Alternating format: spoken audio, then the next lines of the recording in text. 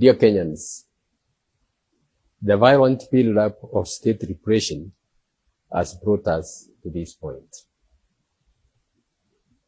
Kenya cries for a moral front to consolidate the incredible courage of the young people who have been demanding for a better country. They were exercising their guaranteed rights to assembly and freedom of speech as unarmed citizens. Sadly, yesterday many had their lives cut short with bullets, while others have been injured. Their lives had value.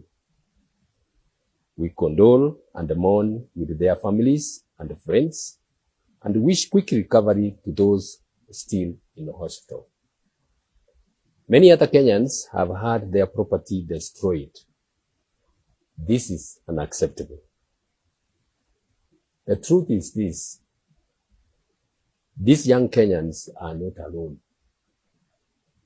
Their voices carry the pain of millions of Kenyans who are tired of where the country is heading. Kenyans are tired of the violence, the collapsing economy, the poor health care, and the failing education sector. A nation cannot stand when its people's backs are broken. This is not an intergenerational conflict, as harders wish to frame it.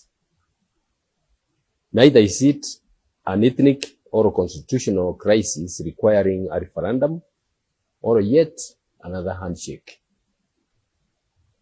This is a failure of leadership, an institutional failure, and not a constitutional deficit. It is a failure that exposes the president's abdication of responsibility when his government oversees the weaponization of police and the military against unarmed Kenyans. We face a deep crisis. We are on the abyss of instability, but we do not have to give in to anarchy. We can prevent more bloodshed. We can prevent destruction of property. A moment like this calls upon us to write the next chapter of the history of our nation with the ink of moral fortitude. We must seek out common voices to guide us back to a path to constitutionalism, economic prosperity, and human dignity. This moment calls upon us to put aside political interests and pursue the Kenya of our most courageous dreams. It is with this in mind that I have reached out to several leaders and organizations to find a solution out of the institutional and leadership crisis we face today, with 4 absolute essentials. First, we must listen to the concerns of the young people who have paid a heavy price since last year.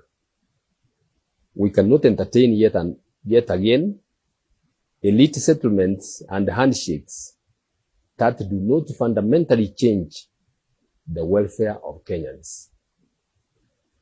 Second, we must hold accountable all leaders of institutions that have failed in upholding the rule of law, including the National Police Service, the IG, the DCI, IPOA, and the National Assembly. Third, we must arraign in court all those involved in the killings, injuring, and maiming Kenyans, as well as those who have destroyed property. Fourth, the buck stops with the president. We must commence a process to hold the president accountable for the gross violations of the Constitution. Kenyans can decide what this process would entail. I am confident that together we will reset this country to the rule of law, restore dignity, and rebuild our economy. I pray for wisdom and for continued courage for us all. May God bless you. Thank you.